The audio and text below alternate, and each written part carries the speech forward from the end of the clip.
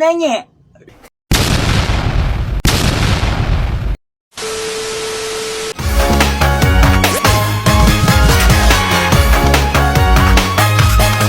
사실은 오늘 너와의 만남을 정리하고 싶어 널 만날 거야 이런 날이야 해요.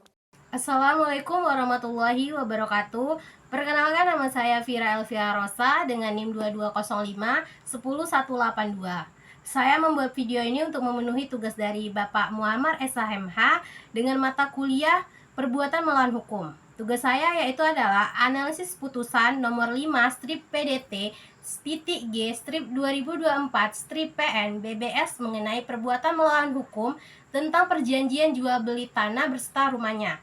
Baik, saya akan membacakan identitas para pihak. Penggugat Rojiun bertempat tinggal di RT 001 RW 001 Desa Kumuten, Kecamatan Kesana, Kabupaten Brebes, Jawa Tengah. Tergugat Rustoni bertempat tinggal di RT 001 RT 005 Desa Limbangan, Kecamatan Kesana, Kabupaten Brebes, Jawa Tengah. Selanjutnya disebut sebagai tergugat 1. Sipah Puwati bertempat tinggal di RT 001 RW 001 Desa Kemuten, Kecamatan Kesana, Kabupaten Brebes, Jawa Tengah. Selanjutnya disebut sebagai tergugat kedua.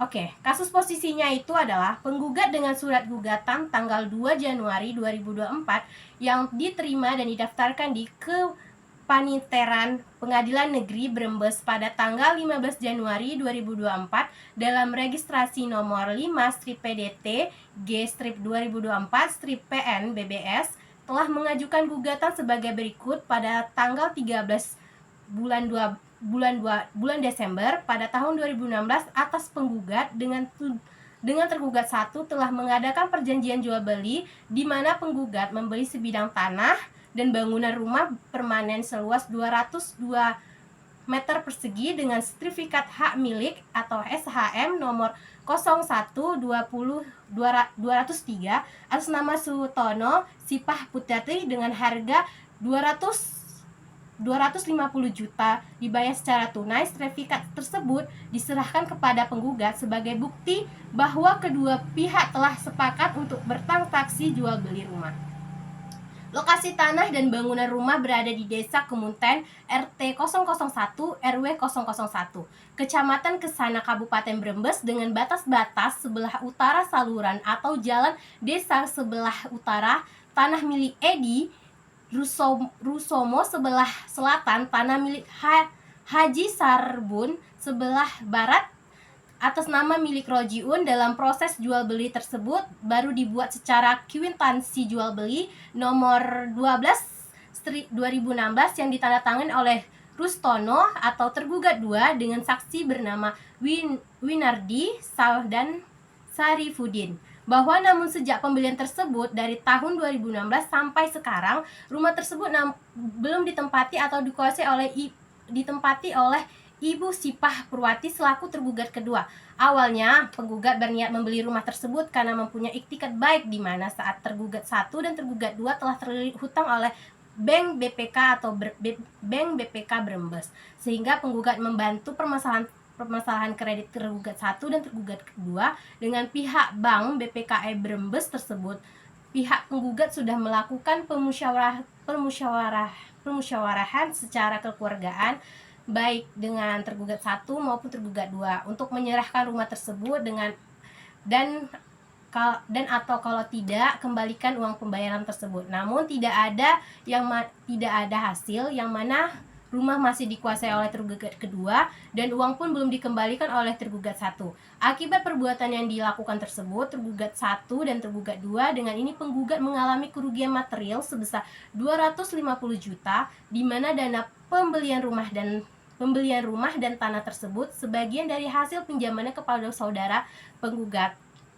Selain kerugian material, penggugat juga mengalami kerugian imaterial yang jika uang penggugat tersebut dialokasikan ke bidang usaha lain atau diinvestasikan ke lebih memberikan keuntungan bagi penggugat.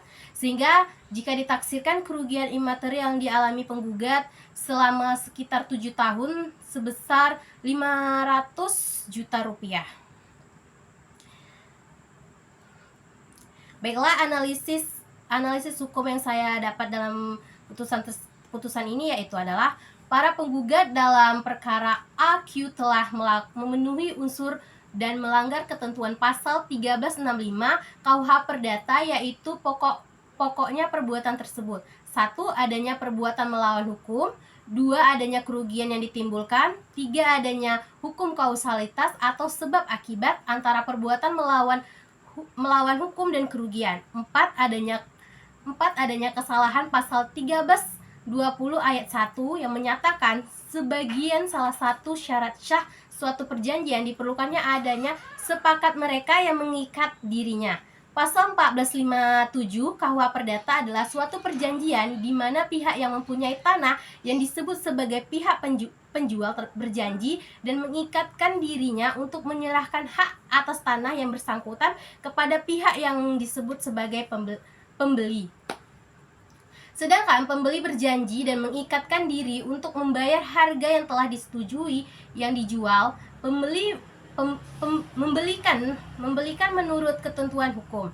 Analisis putusan. 1. Mengabulkan gugatan penggugat untuk sebahagian secara first track, bahkan putusan nomor 5/PDT-G/2024 PNBBS telah mengabulkan petitum angka kedua dan angka ketiga, bahwa petitum angka kedua mengikat terhadap para pihak dalam surat perjanjian jual beli rumah tersebut dengan sertifikat hak milik nomor 01203 atas nama Rustano dan Sipah Purwati yang bertempat tinggal di Desa Kemuten RT 001 RW 001 Kecamatan Kesana Kabupaten Brebes sebagai perihal pokok permasalahan pertama dalam perkara AUKU telah terjawab, dan majelis hakim menyatakan jual beli antara penggugat dengan tergugat 1 dan tergugat 2 adalah sah menurut hukum, maka petitum angka kedua patut untuk dikabulkan.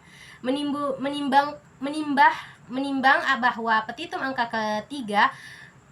ketiga tergugat 1 dan tergugat 2 yang tidak menyelesaikan jual beli serta penyerahan objek sengketa perkara AUKO telah menyatakan bahwa kerugian pada penggugat sehingga perbuatan tergugat 1 dan tergugat kedua dikategorikan sebagai perbuatan melawan hukum, maka petitum angka ketiga patut untuk dikabulkan.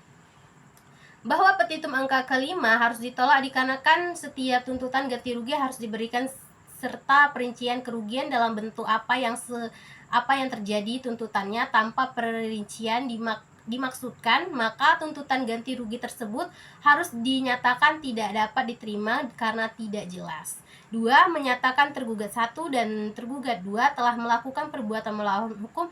Untuk membuktikan bahwa perbuatan tersebut adalah perbuatan melawan hukum, maka dapat dilihat dari beberapa hal, yaitu adanya perbuatan yang bertentangan dengan hukum. 2. Kesalahan, kerugian, dan perbuatan dan hubungan kausalitas.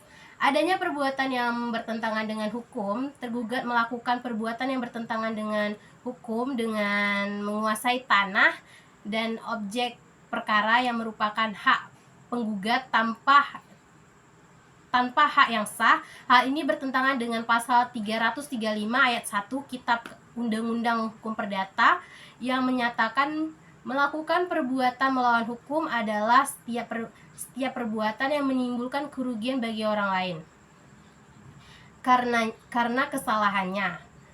Kedua, adanya kerugian. Penggugat mengalami kerugian akibat perbuatan tergugat, yaitu kehilangan hak atas tanah dan rumah objek perkara. Kerugian ini dapat berupa kerugian material sebesar 250 juta dan kerugian imaterial yang jika penggugat tersebut dialokasikan ke bidang usaha lain atau diinvestasikan akan lebih memberi keuntungan bagi penggugat, sehingga jika ditaksir kerugiannya akan sebesar 500 juta rupiah. Itu selama 7 tahun. Baiklah. Yang ketiga adalah adanya hubungan kausalitas antara perbuatan dan kerugian. Terdapat hubungan kausalitas antara perbuatan tergugat dengan kerugian yang dialami penggugat. Artinya, jika tergugat tidak menguasai rumah objek perkara secara tidak sah, maka penggugat tidak akan mengalami kerugian. Keempat, adanya kesalahan tergugat diduga melakukan perbuatan dengan sengaja dan tanpa hak. Hal ini menunjukkan adanya kesalahan di pihak tergugat. Kesimpulan yang bisa saya tarik adalah, berdasarkan analisis putusan, hakim tersebut sudah benar adanya dan sesuai dengan asas kepastian hukum serta prosedur yang berlaku segala sesuatu yang ditimbulkan karena perbuatan yang telah dilakukannya terkait penggugat, maka tuntutan tersebut dapat dikabulkan, dan karenanya para tergugat harus dihukum untuk membayar biaya perkara yang ditimbulkan dalam perkara ini, menimbangkan bahwa dikarenakannya berbagai tuntutan atau petitum, penggugat telah dinyatakan dapat dikabulkan oleh majelis hakim, maka dinyatakan pula gugatan penggugat dikabulkan untuk sebahagian dan ditolak untuk selebihnya. Memperhatikan pasal 1320, pasal 1365 KUH Perdata, Undang-Undang Nomor 48 Tahun 2009 tentang Kekuasaan Kehakiman, Undang-Undang Nomor 49 Tahun 2019 tentang Peradilan Umum, dan peraturan-peraturan lain yang bersangkutan. Sekian dari materi yang bisa saya sampaikan. Mohon maaf bila ada salah kata. Assalamualaikum warahmatullahi wabarakatuh.